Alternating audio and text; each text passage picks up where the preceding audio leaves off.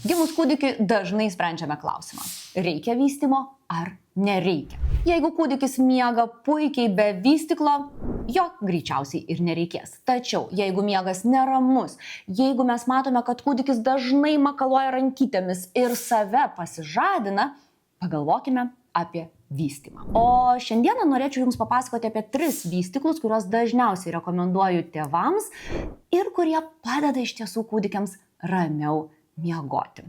Pirmasis vystyklas ir jo tikrai nepirkite iki kūdikio gimimo.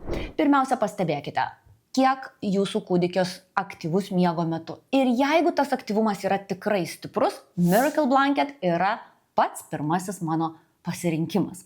Mat, šis vystyklas garsėja tuo, jog yra labiausiai apspaudžiantis kūdikį, įtvirtinantis miego metu ir mažiausiai leidžiantis išsibudinti ir pasireikšti būtent nevalingiams rankyčių judesiams.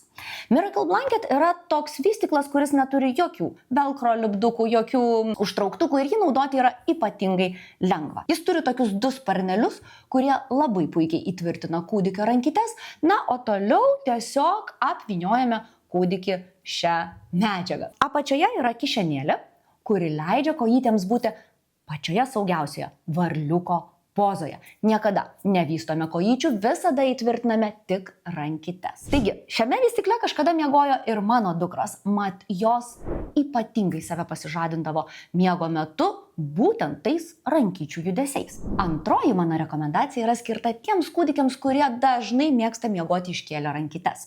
Ir dažniausiai šis Love to Dream vystyklas yra tinkamesnis vaikams, kurie nelabai daug juda miego metu, bet mes norėtumėm jiems suteikti daugiau jaukumo. Kūdikio rankytės yra čia viršuje ir jas jis gali judinti ir taip paliesti savo veiduką, jeigu jam to norisi. Vystyklą naudoti ypatingai lengva. Tai reikia jį atsekti, įdėti kūdikį, pakelti rankytes ir užsekti. Taigi, šis vystyklas tiks tiems mažyliams, kuriems norisi jaukumo, bet kurie ypatingai savęs miego metu nepasižadina. Na ir trečiasis, pats universaliausias pasirinkimas. Tai yra Purflo vystyklas miegmaišis.